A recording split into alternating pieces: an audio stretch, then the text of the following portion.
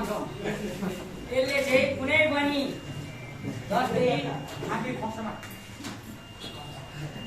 सोल्डिङ वायरलाई पग्लाएर कुनै चिज पनि टाँस्ने काम गर्छ हो। यसलाई पहिला सुरु हामीले मल्टिप्लगमा हालेर यसलाई तताउने काम गर्छौँ र तताइसकेपछि यसलाई कुनै पनि सोल्डिङ वायरमा हालिसकेपछि भन्दाखेरि सोल्डिङ वायरमा टच गरिसकेपछि यसले पगाल्ने काम गर्छ र त्यसले कुनै पनि कम्पोनेन्टमा सिम टाँस्न मन छ वा तपाईँलाई चार्जरको पिन टाँस्न मन छ हो त्यसलाई यसले जोड्नलाई मद्दत गर्छ।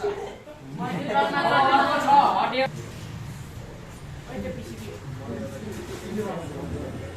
यसलाई हामी हट एयर गन भन्छौँ। यसको मात्रामा चाहिँ यसले कुनै पनि यहाँ एयरको स्विच छ र हिटरको स्विच छ।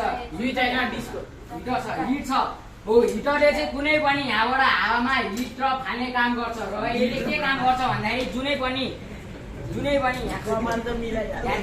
यहाँ सिमको त्यो कनेक्टरको सिम हाल्ने होस् या यहाँको कुनै नि चार्जरको पिन होस् हो त्यसलाई तताएर हामीले यसलाई निकाल्ने काम गर्छौँ र यसको मात्रा 800 डिग्रीसम्म मात्रै हुनेछ र हामीले यसलाई 500 देखि 400 डिग्रीसम्म राख्नुपर्ने हुन्छ र एयरलाई त्यसमा कति चाहिँ मात्रामा एयर पुग्न सकेको छैन हो त्यसमा चाहिँ हामीले त्यो हेरेर गर्न सक्छौँ। अब पिसिबी स्ट्यान्ड आउँछ। पिसिबी स्ट्यान्ड यसलाई भन्छ हामी। यसको जुनै नि मात्रा अब जस्तै यो हामीले अगाडि पछाडि नि गर्न मिल्छौँ र नजिक पनि ल्याउन मिल्छौँ र यहाँ जुन पनि यहाँ कम्पोनेन्ट देख्नु भएको छ यसलाई टाइट र खोल्न मिल्ने छ हो। यसमा चाहिँ के गर्ने भनेको छ भने अब जस्तै यहाँ देख्न सक्नुहुन्छ यहाँ पिसिबी बोर्डलाई यहाँ टाँस्ने काम गरिएको छ। अब जस्तै हामीले यसलाई यो जुन नट छ हो यसलाई देख्नुभयो हो यसलाई खुकुरो पार्यो भने यो पिसिबी बोर्ड निक्लिन्छ र यसलाई कुनै पनि चिज जस्तै माइक्रोफाइन ग्लासले हेर्नुहोस् या अब यो हट एयर गनले होस् या यो अब आइरनले होस् यसले कुनै पनि त्यो तातिन्छ नि हो त्यसमा हात नपोलोस् भनेर यसले हामीलाई र त्यो नहल्लियोस् भनेर यसले हामीलाई सहयोग गर्छ। अर्को छ हाम्रो मल्टिप्लग छ। मल्टिप्लग ट्विजर।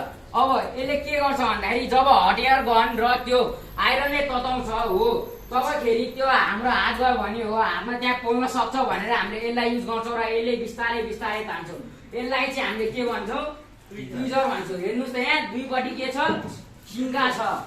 अचम्म छ नि होइन भन्नुहोस् त अचम्म छ नि। अब छ हाम्रो आइरन स्ट्यान्ड छ।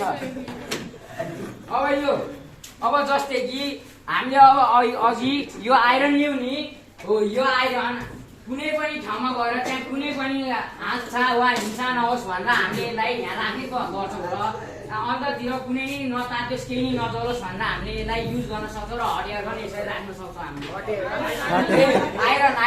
आइरन राख्न सक्छौँ। अर्को छ सोल्डिङ वायर छ। सोल्डिङ वायर छ यसलाई हामीले सोल्डिङ वायर भन्छौँ। अघि मैले भने नि हो आइरन वा हट एयर गनले यसलाई पगाल्न सक्छ हो। तिनीहरू तातेको कुरोलाई हो त्यसमा छोड्ने भने यो पग्लिन्छ र कुनै लिक्विडको फर्ममा लिन्छ। यसलाई हामीले एल्युमिनियमबाट नि बन्न सक्छौँ हो। यो लाइट पनि छ यो आफै नि जान नि सक्छ। हेर्नुहोस् है आफै चुट्टिन्छ भने है यो पग्लिसकेपछि यसले टाँस्ने काम गर्छ। Iron stand. अब पेस्ट छ। पेस्ट अब यो जुन पेस्ट छ नि हो यसले चाहिँ कुनै पनि चिजलाई सजिलै निकाल्न वा सिम होल्डर वा त्यो चार्जर कोडलाई निकाल्न सजिलै यसले मद्दत गर्दछ र यो लगाइसकेपछि हामीले त्यहाँ कुनै लिक्विडको फर्ममा यो आफै परिवर्तन हुन्छ आइरनको मद्दतले हो। यसपछि त्यो आफै सजिलै निक्लिन्छ। अब त्यसपछि छ डिसल्भिङ वायर।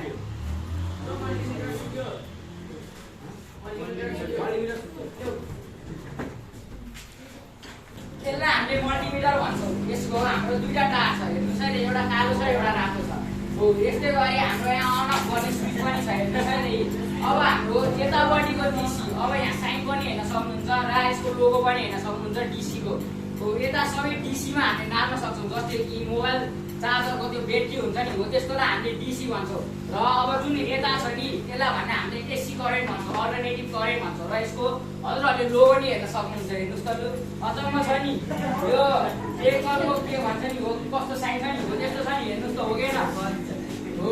अब सबै यताको हामीले एसीमा नाप्न सक्छौँ। जस्तै कि एसी अल्टरनेटिभ करेन्ट घरको बिजुलीहरू जस्तै घरमा आउने बिजुलीहरू थाहा छ नि घरमा हामी स्विच टक्क स्विच गर्छौँ टक्क त्यहाँ बत्ती जान्छ नि हो त्यसलाई हामीले एसी अल्टरनेटिभ करेन्ट भन्छौँ हो। अर्को छ डिसल्भिङ वायर।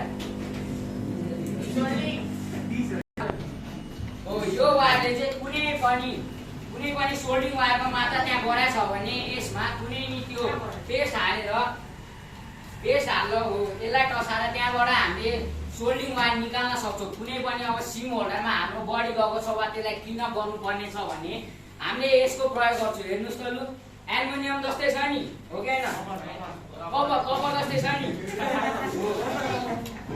अब आउँछ स्क्रू ड्राइभर सेट आउँछ। हेर्नु त यहाँ कस्तो बिचितर कुरा छ, के खोल्छ के खोल्छ यसले, कसलाई थाहा छ कसैलाई पनि थाहा छैन। अब यहाँ म्याग्निफाइङ ग्लास पनि आउँछ जसले चाहिँ हामीलाई सजिलै सानो कुरा हेर्न नि मद्दत गर्छ। र एउटा दुईवटा ओपनर आउँछ जस्तै कि मोबाइलको कुनै खोल्नु छ भने हो त्यसमा यसको प्रयोग हुनेछ। र अरू भनेको यो स्क्रू ड्राइभर हो, अर्को छ सोल्डिङ पेस्ट अनि डिसी मेसिन। यसलाई हामीले डिसी मेसिन भन्छौँ। यसले भोल्टेज वा एसी हेर्ने काम गर्छ र ब्याट्रीहरू के खराब भएको छ कि छैन भनेर हेर्ने काम पनि गर्छ। यी लेखिएको छ हेर्नु त लु, करेन्ट भोल्टेज लेखेको छ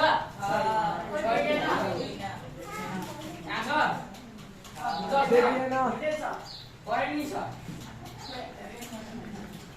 है यहाँ छ नि। हेर्नुहोस् त करेन्ट वा भोल्टेजको मात्रा चेक गर्न वा ब्याट्री बिग्रेको छ कि छैन हेर्नलाई हामीले यसको प्रयोग गर्छौँ।